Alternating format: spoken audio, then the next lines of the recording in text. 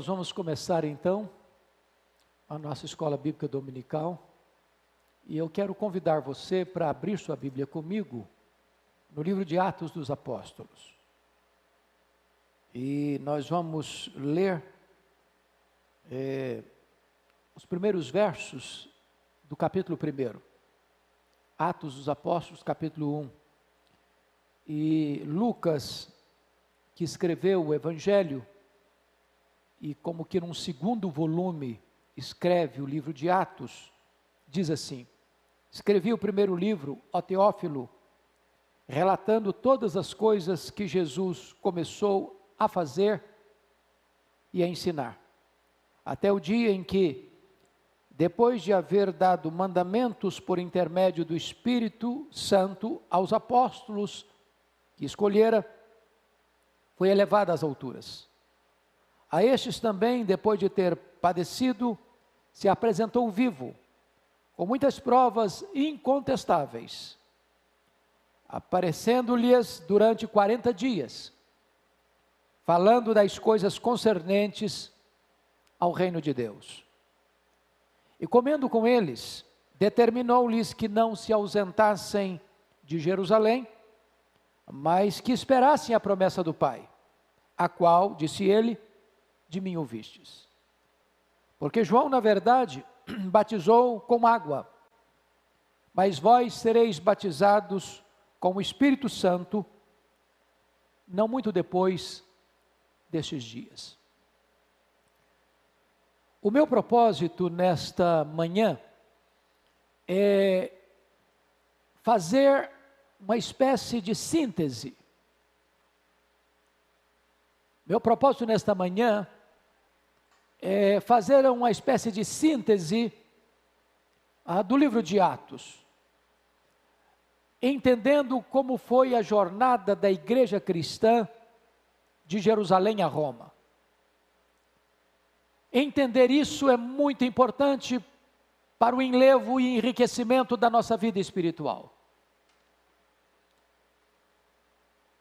A igreja de Jerusalém a Roma enfrentou muitas lutas, muitos vales, muitos mares revoltos, muitos desertos tórridos, mas ninguém pôde deter o avanço da igreja, nem a perseguição, nem a pobreza, nem a oposição do mundo, nem a fúria de Satanás. A igreja de Deus é irresistível. Foi exatamente o que Jesus Cristo disse quando, falando para os seus discípulos, afirmou: eu edificarei a minha igreja, e as portas do inferno não prevalecerão contra ela. Então eu queria que você me acompanhasse nessa trajetória de Jerusalém a Roma. Lucas, que escreveu o Evangelho, e retrata como nenhum outro evangelista o nascimento de Cristo, com todos os seus aspectos de preparação. O evangelista que mais enfatizou a pessoa de Cristo como homem perfeito.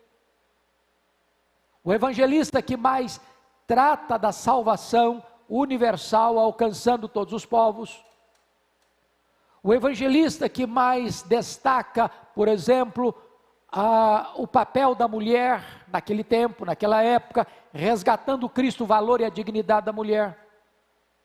O evangelista que mais descreve a vida de oração de Jesus. Então, depois que ele conclui este evangelho, ele parte para o segundo livro, como que num segundo volume, para descrever o que Cristo continuou a fazer, agora através da igreja, por meio dos apóstolos. O livro de Atos poderá ser dividido em duas grandes partes. Do capítulo 1 ao capítulo 12, você vê com mais ênfase e destaque o ministério do apóstolo Pedro. E dos capítulos 13 ao 28, você vê com maior destaque o ministério do apóstolo Paulo. Se Pedro teve um ministério mais endereçado aos judeus, Paulo teve um ministério endereçado mais aos gentios. Eles não estavam em concorrência, eles eram parceiros. Então, gostaria de iniciar com você com o capítulo 1. Porque no capítulo 1, o Senhor Jesus ainda estava com a sua igreja, passou 40 dias entre sua ressurreição e a sua ascensão, ensinando sobre o reino, e dando ordens à sua igreja, de que eles não deveriam sair, senão depois que fossem revestidos de poder. Esta ordem foi expressa e clara. E então, 120 discípulos, juntamente com Maria, outras mulheres da Galileia que vieram com Jesus, quando ele subiu para Jerusalém, para ser crucificado e ressuscitar, juntamente com os irmãos de Jesus, havia no cenáculo 120 pessoas, que todos perseveravam unânimes em oração, aguardando o cumprimento da promessa do Pai, quando então seriam batizados com o Espírito, quando então receberiam o derramamento do Espírito, quando então cumprir-se-ia a promessa feita lá no livro do profeta Joel, capítulo 2, 28. E haverá depois, e acontecerá depois que derramarei de meu Espírito sobre toda a carne. De fato, no capítulo 2 de Atos, isto aconteceu. E todos ficaram cheios do Espírito Santo. E passaram a falar outras línguas, as grandezas de Deus. E diz a Escritura que uma grande multidão se ajunta. E ao se ajuntar aquela grande multidão, por ver o que estava acontecendo, diz a Escritura aqui então, Pedro, diante da angústia daquela multidão, uns olharam e disseram, não, são galileus, outros olhares, não, estão embriagados. E Pedro se levanta, cheio do Espírito Santo, e confronta aquela multidão, dizendo, não, eles não estão embriagados. O que está acontecendo aqui é o cumprimento da promessa do Pai, anunciada por Joel. E Pedro ali então, prega um sermão cristocêntrico, sobre a morte de Cristo, sobre a ressurreição de Cristo, para quantos o Senhor nosso Deus chamar. E diz a Bíblia que naquele momento houve uma conversão numerosa de quase 3.000 pessoas.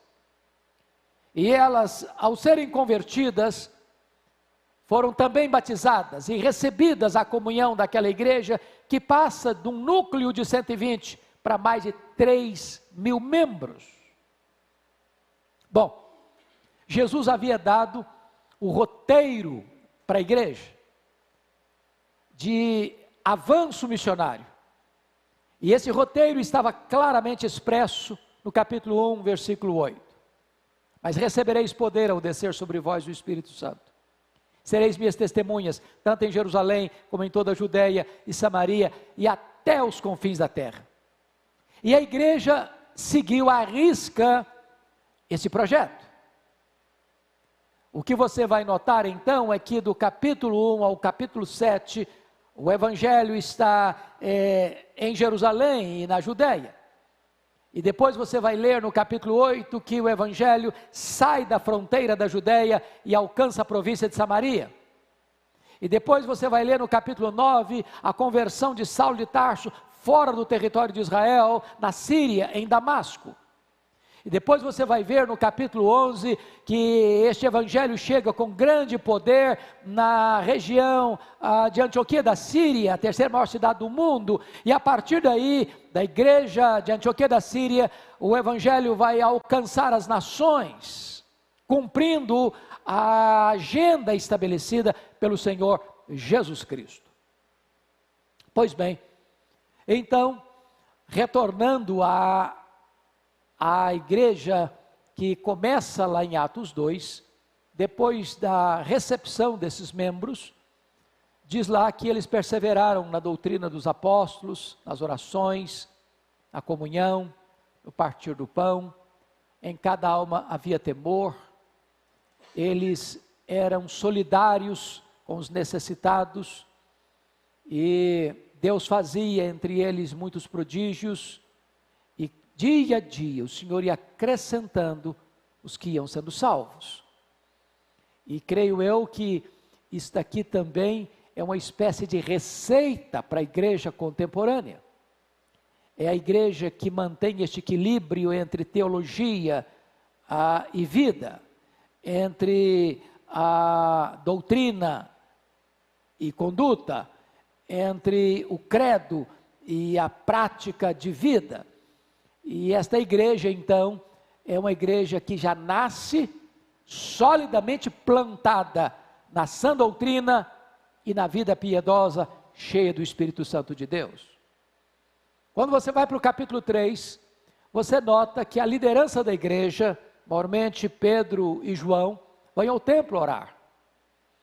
Eles não apenas eram homens que conheciam teologia, eles eram homens que oravam. Quem sabe hoje nós precisamos aprender com essas pessoas da importância da oração, da necessidade da oração. Como dizia Jonathan Edwards, não basta você ter luz na cabeça, você tem que ter fogo no coração. E ali, eles são abordados por um homem paralítico. E este homem está à porta do templo, a porta formosa, aguardando um gesto de generosidade, pedindo uma esmola. E quando o texto diz que eles foram abordados, Pedro e João, Pedro respondeu: olha para nós. E Pedro disse: eu não tenho ouro, eu não tenho prata, mas aquilo que eu tenho eu te dou. Em nome de Jesus o Nazareno, levanta e anda. E aquele homem paralítico levantou e andou. Isso trouxe uma grande comoção, um grande impacto, porque agora aqueles milagres que Jesus operara ao longo do seu ministério, agora também estão sendo operados pelos seus apóstolos, maiormente aqui pelo apóstolo Pedro. E em face disso, Pedro prega um segundo sermão, e agora a igreja sai de pouco mais de 3.000 membros para 5.000 membros, e a igreja está avançando. Isso certamente incomoda o sinédrio, que ameaça os apóstolos, que prende os apóstolos, que açoita os apóstolos. E recebendo eles uma ordem para não pregar nesse nome, Pedro responde: importa antes obedecer a Deus que aos homens. Pedro está nos ensinando aqui que quando as autoridades requerem de nós algo que para nós é verdade absoluta, a obediência a Deus, a nossa consciência cativa à verdade de Deus, nós precisamos fazer uma escolha, uma opção. Nesse momento, então, é melhor sofrer as consequências das sanções dos homens para sermos fiéis e obedientes a Deus.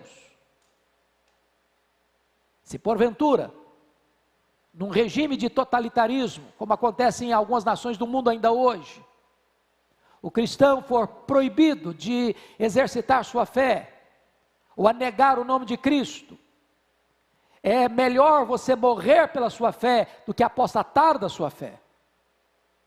É melhor você ser preso e açoitado e torturado do que você negar a sua fé. E esta é a postura de Pedro. Não importa o que vocês vão fazer conosco, o que importa é que nós vamos continuar obedecendo a Deus. A suprema autoridade sobre nós é Deus. Nós reconhecemos a autoridade dos homens, mas debaixo da autoridade de Deus. Nenhuma autoridade humana pode querer se suplantar e querer exercer a autoridade acima de Deus.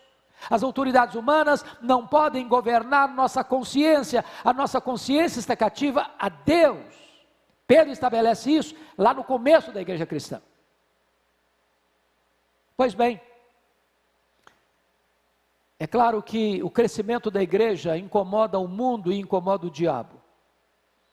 E se você ler atentamente nos capítulos 4, 5 e 6, 3 tentativas foram feitas para paralisar a igreja, estacionar a igreja e fazer a igreja recuar. No capítulo 4, é um ataque de fora para dentro, é a perseguição. Os apóstolos foram presos, ameaçados.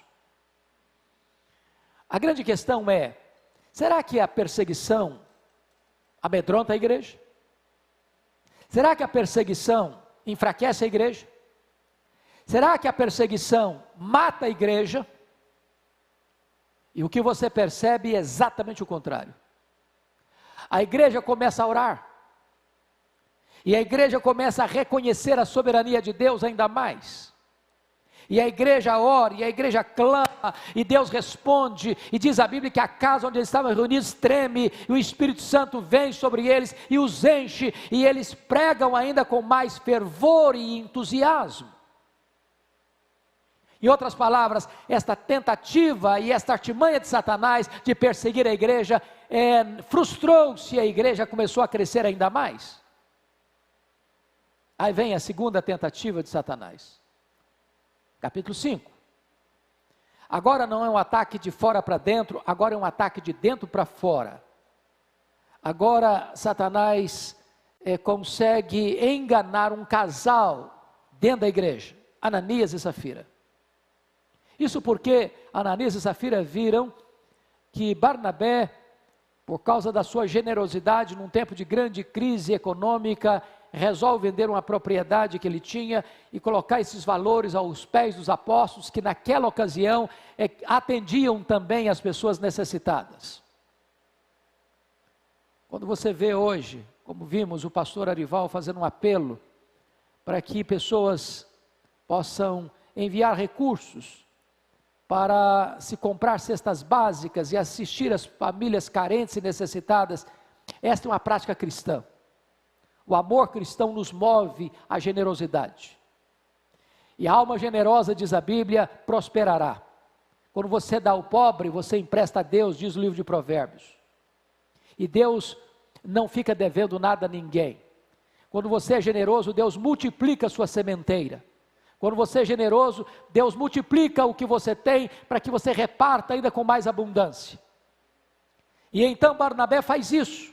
E este casal, querendo as honras, que Barnabé não procurava, mas foram consequência natural da sua generosidade, resolveram também vender uma propriedade e trazer o valor aos apóstolos. Só que eles mentiram. Eles trouxeram parte do valor, afirmando que estavam trazendo todo o valor. E aqui tem um ponto que eu chamo muito a sua atenção. Deus não se impressiona com o volume das nossas ofertas. Deus requer de nós motivação certa, integridade de propósito. Talvez se fosse hoje, alguém chegaria para Ananias e Safira, diz: que coisa maravilhosa, vocês estão trazendo um valor tão alto, vai atender tanta gente necessitada. Mas Pedro confronta Ananias e diz: por que você mentiu ao Espírito Santo? Você não mentiu a homens, você mentiu a Deus. E naquele momento Deus julga Ananias e ele cai morto aos pés do apóstolo Pedro. Mais tarde vem a sua mulher, a Safira, e Pedro a confronta. E a semelhança do seu marido, ela mente. E Pedro mostra para ela que seu marido já estava morto e ela também haveria de morrer, porque os dois estavam em conluio para mentirem ao Espírito Santo. E Pedro foi claro em dizer que quem motiva esse casal à mentira é Satanás. Preste bem atenção no risco disso. Esse casal estava sendo movido por Satanás para enganar, para mentir. E desta maneira, se isso passasse em branco, sem confronto, sem juízo divino, a igreja teria se corrompido no seu nascedouro. E então, esse ataque de dentro para fora, para tentar corromper as motivações e tirar a pureza da igreja, levando a igreja a uma prática de hipocrisia e de aparência e de espiritualidade cênica e teatral, é fortemente confrontada. O resultado disso é que a igreja continua a crescer ainda mais, e as pessoas não vinham para a igreja agora com motivações apenas equivocadas, as pessoas tinham medo. Por outro lado, as pessoas tinham convicção de que a presença de Deus era absolutamente eloquente no meio daquela igreja, e a igreja continuou a crescer. Vem a terceira estratégia de Satanás, agora capítulo 6. Agora não é o ataque de fora para dentro, a perseguição. Agora não é o ataque de dentro para fora, a infiltração. Agora no capítulo 6 é um terceiro ataque, é o ataque da distração. O que está acontecendo? A igreja está crescendo, e ao crescer a igreja, crescem os problemas também. Toda a igreja que cresce, aumenta os problemas, aumenta as necessidades. E o que acontece? As viúvas dos helenistas, que eram os judeus nascidos fora de Israel, começaram a murmurar, dizendo que elas não estavam sendo atendidas com justiça, que elas estavam sendo esquecidas, preteridas. E então, acontece uma espécie de murmuração dentro da igreja. E é curioso que os crentes continuam murmurando até hoje. Esse é um pecado que você ainda vê com muita frequência no meio cristão, murmuração. E aqui, para mim, há uma espécie de divisor de águas na história da igreja primitiva. Porque aqueles apóstolos podiam ter tomado duas decisões. Primeiro, eles podiam pensar assim: bom, crente murmura mesmo. Eles estão murmurando, mas eles não têm razão. Eles estão murmurando, mas não é verdade. Eles estão murmurando, mas isso aí é fruto do pecado deles. Vamos tocar a nossa agenda do mesmo jeito. Eles poderiam ter tomado essa decisão. Ou, eles poderiam ter tomado uma segunda decisão: olha, vamos reunir os apóstolos aqui, nós estamos trabalhando, tem muito trabalho mesmo, só que tem mais demanda, então vamos trabalhar mais, vamos acordar mais cedo, vamos fazer mais coisas, vamos nos desdobrar, vamos concentrar todo este poder de ação na nossa mão. Só nós podemos fazer, só nós sabemos fazer, ninguém mais pode se associar a nós nesse trabalho. Então vamos levantar mais cedo, vamos trabalhar até mais tarde, vamos nós fazer para que não haja murmuração aqui no meio da igreja. Eles poderiam ter tomado essa decisão, mas eles não fizeram isso. Eles disseram: não é bom o que nós estamos fazendo.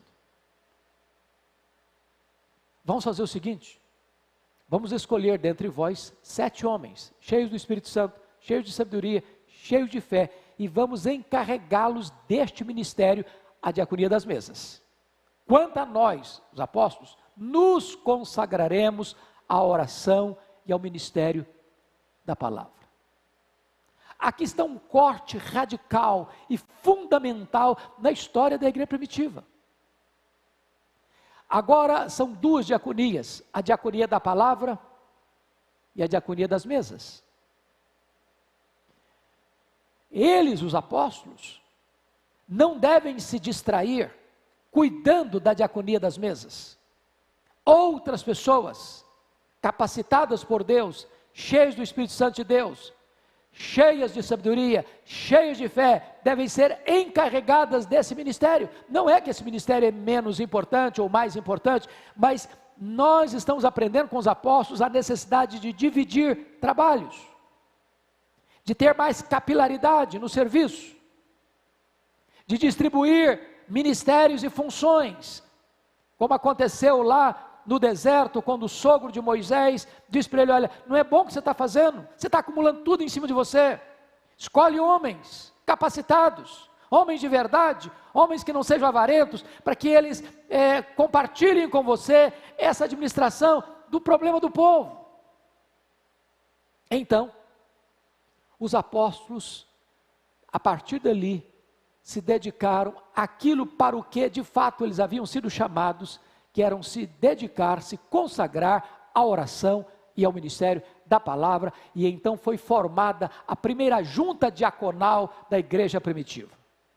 E eles então atenderam aquela demanda, e diz a Bíblia que a murmuração cessa e o povo começa a dar graças a Deus, por causa da decisão sábia tomada pelos apóstolos. Aí você vê o capítulo 7, porque no capítulo 7 você vai encontrar o diácono Estevão. Desses diáconos, 7 diáconos, um deles se destaca como um homem muito comprometido com as Escrituras, a ponto de o seu sermão registrado no capítulo 7 ser o sermão com mais quantidade de citações bíblicas registrado em todas as Escrituras. E Estevão, que era um homem cheio do Espírito Santo, um homem cheio de sabedoria, um homem cheio de poder, um homem cheio da palavra, ele prega com muita autoridade e confronta o seu povo. Isso desperta não quebrantamento, mas fúria do seu auditório. E então diz a Bíblia que Estevão não é condecorado pelo seu auditório, mas apedrejado pelo seu auditório. E quando ele estava sendo apedrejado, ele viu o Senhor de pé para recebê-lo. E Estevão disse: Senhor Jesus, não lhes imputes este pecado. E ali acontece o primeiro martírio da igreja primitiva. O primeiro diácono é apedrejado por pregar a verdade de Deus, a palavra de Deus. Diz a Bíblia que enquanto ele estava sendo apedrejado, um dos opositores, Saulo de Tarso, guardava as vestes daqueles que apedrejaram Estevão. E aí vem o capítulo 8, porque com esta morte de Estevão, uma onda de perseguição varreu a igreja em Jerusalém, e diz a Bíblia que todos foram dispersos, exceto os apóstolos, mas não dispersos com medo, acuados, acovardados, mas todos saíram pregando a palavra de Deus.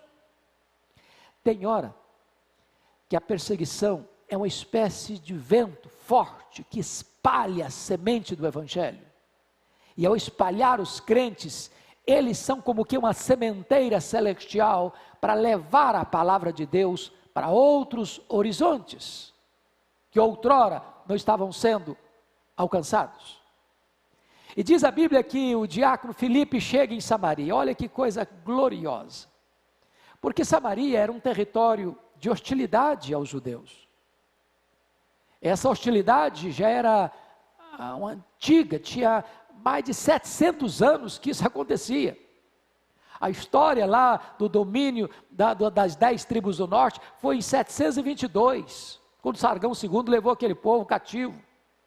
A partir dali foi se formando esse povo samaritano, e à medida que o tempo passava, essa hostilidade aumentava mais e mais, mais e mais, mais e mais. Tanto é fato que quando Jesus estava subindo para Jerusalém, querendo passar pela aldeia dos samaritanos, os samaritanos não receberam Jesus. E então o apóstolo João, juntamente com o seu colega, disse: Senhor, o senhor quer que a gente manda fogo do céu para queimar os samaritanos? Diz: não, vocês não sabem de que espírito eu sou. Mas agora, pelo poder do evangelho, Filipe vai para lá, não para levar fogo de destruição, ele vai chegar lá para levar o evangelho da graça. E Deus, por sua bondade, realiza muitos milagres e prodígios através do diácono Filipe. E então, quando ele vê isso, a igreja de Jerusalém manda para lá exatamente Pedro e João, o mesmo João que queria mandar fogo do céu, agora vai para lá para orar pelos samaritanos, impor as mãos sobre eles, e eles vão receber o Espírito Santo de Deus. O evangelho avançava para uma nova fronteira, saindo de Jerusalém, Judeia, alcançando a província de Samaria, como Jesus havia orientado a sua igreja. Quando você chega ao capítulo 9, você vai perceber que Saulo de Tarso, braço direito do sinédrio judaico, principal elemento da perseguição aos cristãos, este homem é um verdadeiro monstro. Verdadeiro monstro. Para você ter uma ideia, ele prendia homens e mulheres entrando nas casas, arrastando-os, jogando-os na cadeia. Ele entrava nas sinagogas e batia nos crentes lá na sinagoga, dizendo o seguinte: ou você nega Jesus ou eu te prendo, ou você nega Jesus ou eu te bato, ou você nega Jesus ou eu te mato. A Bíblia chega a dizer que ele exterminou aqueles que professavam o nome de Jesus em Jerusalém. Exterminar não é prender nem bater, é matar. Diz a Bíblia, lá em Atos 26, versículo 9, 10 e 11, que ele encerrou muitos dos santos em prisões, enquanto esses muitos santos davam o seu voto quando os matava. Ele mandou matar muita gente. Ele era um serial killer, ele era um assassino em série, e exatamente este homem que está respirando ameaças e morte contra os discípulos, vai para Damasco, com o propósito de encerrar em prisões aqueles discípulos do Senhor Jesus lá em Damasco. E quando ele está indo para Damasco, diz a Escritura, que o Senhor Jesus, desde as alturas, manifesta-se a ele, e joga o chão, e clama: Saulo, Saulo, por que me persegues? Dura coisa te é recalcitrares contra os aguilhões. E Saulo então, quebrantado, no chão, pergunta: quem és tu, Senhor? Eu sou Jesus a quem tu persegues. Mas levanta-te, enviar-te-ei para longe aos gentios, e eu te mostrarei o quanto importa sofrer pelo meu nome.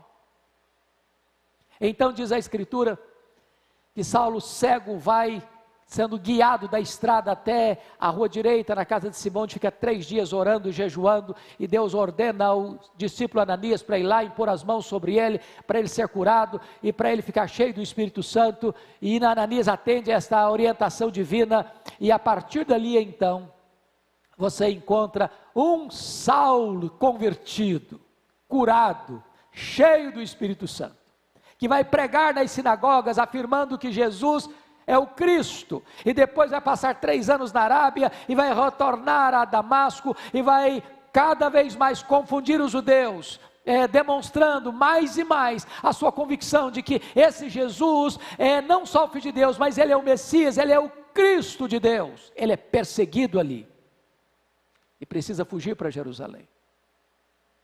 E quando ele vai para Jerusalém, a igreja não o recebe. Barnabé precisa pegá-lo e apresentá-lo aos apóstolos.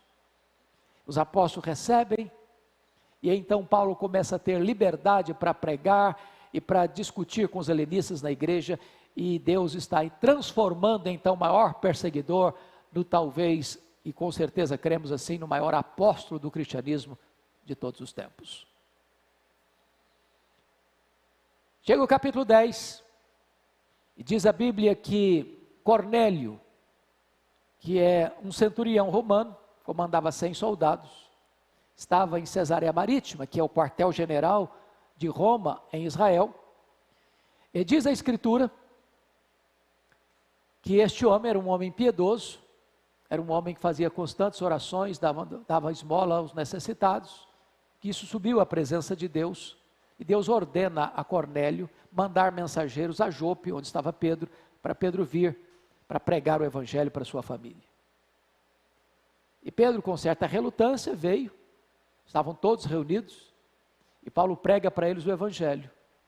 O Espírito Santo vem sobre eles, e ali Cornélio é batizado. Era mais um passo dentro da agenda de Jesus. Cornélio era um prosélito, e agora é um gentio convertido a Cristo. E aqui a igreja está dando o primeiro passo para chegar até os confins da terra. Chega o capítulo 11, Pedro precisa se defender em Jerusalém, diante do Sinédrio, porque entrou na casa de um gentio. Mas agora somos informados que havia uma comunidade de cristãos florescendo lá em Antioquia da Síria. E a igreja de Jerusalém manda para lá Barnabé. E Barnabé, ao chegar lá, lembrou-se de Saulo, que estava em Tarso já há 10 anos, no molho. Pegou Saulo, levou-o consigo para Antioquia, e durante 1 ano eles ensinaram a palavra de Deus em Antioquia. Então, depois de 1 ano, quando uma multidão de discípulos estava sendo ensinada por eles, o Espírito Santo aparece à igreja que orava e jejuava e disse assim: separai-me agora a Barnabé e a Saulo para a obra a que os tenho chamado. E a igreja envia o melhor que ela tem para a obra missionária. E eles saíram, levando consigo o jovem Marcos como seu auxiliar. E diz a Bíblia que eles chegam em Pafos e enfrentam uma hostilidade muito grande lá de um mágico. E Paulo, cheio do Espírito Santo, diz para esse mágico: ó servo do diabo, até quando perverterás os retos caminhos de Deus? Ficarás cego. E o mágico fica cego, e o procônsul Sérgio Paulo tem seus olhos espirituais abertos e é convertido. E desta maneira o evangelho começa a chegar através da elite daquela região de Pafos. A partir dali, Paulo deixa de usar o seu nome judaico Saulo para usar o seu nome romano Paulo, e a partir dali também ele assume o comando daquela caravana missionária que até então estava sob a liderança de Barnabé. Eles passam por perto da Panfilha, quando o jovem João Marcos retornou para Jerusalém, onde muito provavelmente Paulo fica doente, sobe as montanhas do Cáucaso e vai para o primeiro território da sua primeira viagem missionária, que foi a Galácia do Sul, Antioquia da Pisídia, Icônio, Derbe e Listra. Ali ele é apedrejado. Ele é arrancado da cidade como um morto, mas Deus o revitaliza. E ele entra de novo na cidade e prega a palavra de Deus. Ali ele sofreu um apedrejamento, mas deixou igrejas plantadas e estabelecidas. Quando ele retorna à igreja enviadora, a igreja de Antioquia da Síria, lá no capítulo 14, versos 26 e 27, eles reúnem a igreja e relatam quanta coisa Deus fizera por intermédio deles e como Deus abrira a porta do evangelho para os gentios. O crescimento da igreja desperta a fúria da seita dos fariseus, que descem em Jerusalém e dizem para si e para os gentios: se vocês não se circuncidarem e não guardarem a lei de Moisés, vocês não poderão ser salvos. Bom, isso não é evangelho. Se acrescentar algo à obra eficaz, completa e cabal de Cristo, e se dizer que sua fé em Cristo não é suficiente para a salvação, então se entendeu, o apóstolo Paulo entendeu isso, que era necessário convocar um concílio da igreja em Jerusalém, com os apóstolos e presbíteros, para tratar dessa matéria. Então entraram nessa reunião, discutiram a matéria, decidiram a matéria, escreveram a decisão, comunicaram às igrejas gentílicas. Então não é necessário que os gentios se circuncidem, nem guardem a lei de Moisés para a salvação. A salvação é só pela fé em Cristo Jesus. A teologia está boa agora, é hora de dar continuidade à segunda viagem missionária. Paulo procura então Barnabé. Barnabé quer levar Marcos consigo. Paulo não concorda com essa ideia. Os dois entram em desavença. E diz a Bíblia que Barnabé pega o Marcos, vai para Chipre. Paulo pega um profeta da igreja de Jerusalém, Silas, e vai para outra região, querendo entrar na Ásia. O Espírito de Deus o impede de entrar na Ásia. Ele escuta a voz de um varão macedônio, diz: passa a Macedônia e ajuda-nos. E então ele entra na Macedônia, ele entra no Ocidente, ele entra na Europa. E nós devemos fazer aqui uma pontuação importante. Talvez por isso você e eu estamos aqui, como cristãos. Porque quis Deus que o evangelho entrasse no Ocidente. Quis Deus que a obra missionária alcançasse o Ocidente. Bendito seja Deus, porque o evangelho alcança o Ocidente, alcança a Europa alcança a América do Norte alcança o Brasil, e você e eu somos gratos a Deus por essa direção missionária. Paulo chega então em Filipos, que era uma colônia romana, vai para uma reunião de oração, onde tem uma mulher empresária chamada Lídia, que era de Tiatira, era asiática, e ali Deus abre o coração dessa mulher, ela é convertida, ela e toda a sua casa é batizada, Na cidade de Filipos, Paulo liberta uma moça endemoniada com espírito de adivinhação. Ali Paulo é perseguido, juntamente com Silas, são açoitados em praça pública, são jogados na cadeia, mas à meia-noite eles oram, eles cantam, e Deus traz um terremoto que abala as estruturas da prisão, abre as suas portas. Quando o carcereiro viu as portas abertas, ele ia se suicidar, porque era responsável pela segurança daqueles presos, e Paulo grita para ele: não te faças nenhum mal, todos nós estamos aqui. Então, quando Paulo e Silas são trazidos para fora, esse carcereiro pergunta: o que é que eu devo fazer para ser salvo? E Paulo e Silas respondem para eles: crê no Senhor Jesus e será salvo tu e a tua casa. E aquele carcereiro é convertido, a sua família é convertida, todos eles são batizados naquela noite, e eles que estavam até então torturando Paulo, agora estão lavando os vergões de Paulo. E Paulo sai dali, vai para a capital da Macedônia, a cidade de Tessalônica, planta uma igreja modelo, ele é perseguido, escorraçado, sai para a cidade, uma outra cidade importantíssima da igreja primitiva, que você vai conferir comigo no capítulo 17, a igreja de Bereia, e aquela igreja se torna também uma igreja modelo, porque eles conferiam nas escrituras o que Paulo estava pregando, e essa é uma atitude que você e eu devemos ter, sempre conferir na escritura tudo aquilo que está sendo pregado do púlpito. Deus não tem compromisso com a palavra do pregador, Deus tem compromisso com a sua palavra, é a palavra de Deus. Bom, dali Paulo é escorraçado de novo, sai sozinho, deixando para trás Timóteo e Silas, vai para a cidade de Atenas, a capital intelectual do mundo. Lá Paulo percorre a cidade, vê a idolatria predominante na cidade, seu espírito se revolta com isso, ele vai para a praça, discute com os filósofos estoicos, discute com os filósofos epicureus, eles pegam Paulo, levam-no para o Areópago, para fazer uma defesa da sua fé, porque para eles Paulo está pregando estranhos deuses, porque pregava Jesus e a ressurreição, e Paulo aproveita para falar do Deus que eles não conheciam, e prega ali em Atenas, sobre o Deus Criador, sobre o Deus da providência, sobre o Deus soberano, sobre o Deus da salvação. E diz a Escritura que eles então, alguns ridicularizaram Paulo, outros adiaram a decisão, mas uns poucos creram no Senhor Jesus. E Paulo sai dali, vai para Corinto. Tudo isso na segunda viagem missionária. Fica 18 meses nessa cidade grega, capital da província da Acaia, plantando uma igreja, que vai ser a igreja que ele mais amou, e a igreja que mais o fez sofrer. Pois bem, vem o capítulo 19, e Paulo vai para a terceira viagem missionária, agora ficando 3 anos em Éfeso, capital da Ásia Menor, uma grande cidade cosmopolita da época, com mais de 300 mil habitantes, templo sede da deusa Diana, que era uma das 7 maravilhas do mundo antigo, 4 vezes maior do que o Partenon de Atenas, e ali Paulo experimenta um verdadeiro reavivamento, porque a idolatria recua, porque a feitiçaria recua, e porque a palavra de Deus prevaleceu. E mais ainda, os 3 anos que Paulo passou ali, plantou igrejas em toda a província, Esmirna, Pérgamo, Tiatira, Sardes, Filadélfia, Colossos, Hierápolis, e a palavra de Deus foi se espalhando por toda a província da Ásia Menor.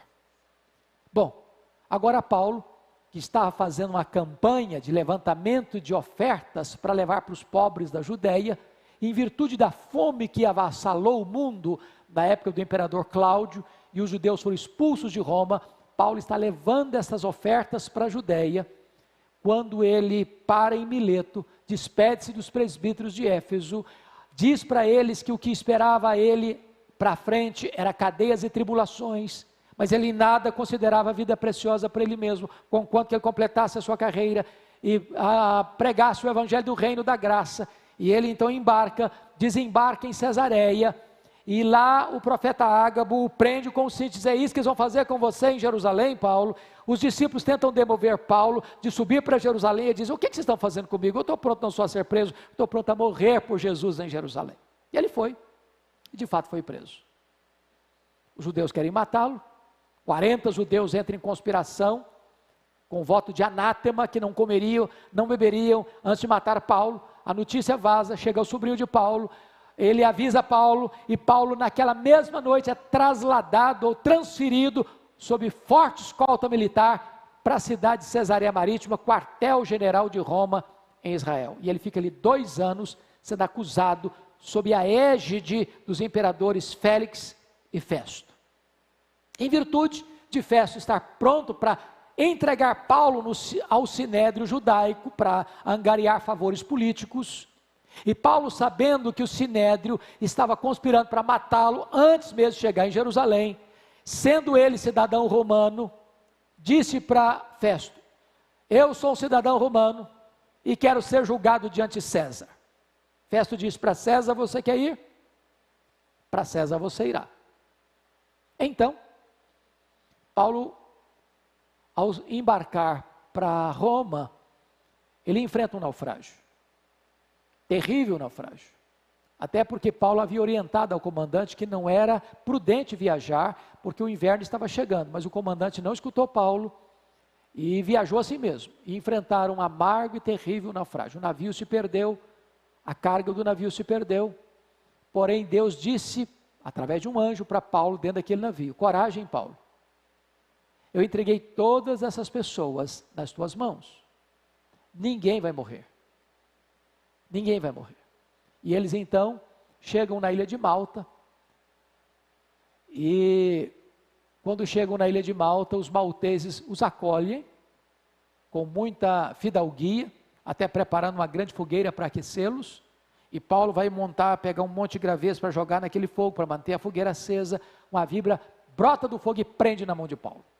Quando aquela víbora prende na mão do Paulo, os malteses gritaram: é um assassino, tenta se livrar do mar, a justiça não deixa viver, vai cair, vai morrer, vai cair, vai inchar, vai morrer. Paulo nem caiu, nem inchou, nem morreu. Disseram: então é um Deus. Não, Paulo, não é um Deus não. Agora não é nem um assassino, nem um Deus, é o servo do Deus vivo.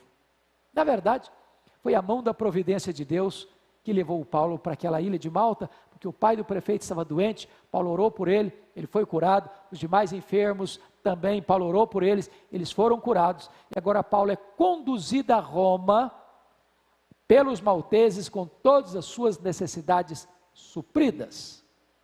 E aí nós chegamos ao capítulo 28 de Atos. Paulo chegando em Roma. Não como ele queria chegar, como ele planejara chegar, como escreveu na sua carta aos Romanos, que queria ir àquela igreja para passar um tempo com aquela igreja, para compartilhar com aqueles crentes a palavra de Deus e ser enviado por esta igreja à Espanha. Porém, ele chega preso, chega algemado. O que é curioso e magnífico é que ele escreve a sua carta aos Filipenses desta prisão, no capítulo 1, versículo 12, diz assim: meus irmãos, eu quero que vocês saibam que as coisas que me aconteceram têm antes contribuído para o progresso do Evangelho. Quando você pensa que a sua agenda foi furada, que o seu plano não aconteceu como você desejou, e tudo precisou ser repaginado na sua vida, entenda uma coisa: os nossos planos podem ser frustrados, mas os planos de Deus jamais. Porque Paulo chegou preso e algemado sob a égide do imperador romano. 3 coisas aconteceram. Primeiro, a igreja foi mais encorajada a pregar, vendo Paulo preso e pregando. Segundo, toda a guarda pretoriana, a guarda de elite do imperador, 16 mil soldados da mais alta potente do império, foram evangelizados por Paulo, nos 2 anos que ele ficou ali. Terceiro, porque Paulo não estava podendo viajar, porque estava preso e algemado, ele começou a escrever cartas, as cartas da primeira prisão, Efésios, Filipenses, Colossenses e Filemon. E aí você começa a perceber que quando a providência é carrancuda, como dizia William Cowper, a face de Deus é sorridente. O projeto de Deus não pode ser frustrado. Bom, nessas breves palavras, eu procurei mostrar para você a caminhada da igreja cristã de Jerusalém a Roma. Lutas, lágrimas, mortes, sangue, sofrimento, dor. Mas a igreja avançou, a ponto de, em poucos séculos, começo do século IV, esta igreja massacrada, torturada, perseguida, com os crentes crucificados, jogados nas arenas, para os cães morderem, para os touros pisarem, para os leões esfaimarem, os crentes queimados em praça pública, os crentes massacrados. Nesse momento, de repente, o Império Romano precisa se render, precisa se dobrar, precisa reconhecer que é impossível lutar contra o soberano Rei dos Reis e Senhor dos Senhores. E nesse momento então, no começo do quarto século, este cristianismo sofrido é declarado religião oficial do Império Romano. A igreja de Deus não pode ser detida, a igreja de Deus não pode ser paralisada, a igreja de Deus avançará e marchará resolutamente, vitoriosamente, triunfantemente, porque as portas do inferno não prevalecerão contra ela. Que Deus nos abençoe, que Deus nos encoraje, que Deus nos sustente, que nós marchemos com lutas, com lágrimas, com perseguição, com pandemia, sabendo que a mão de Deus há de nos conduzir e conduzir vitoriosamente. Amém.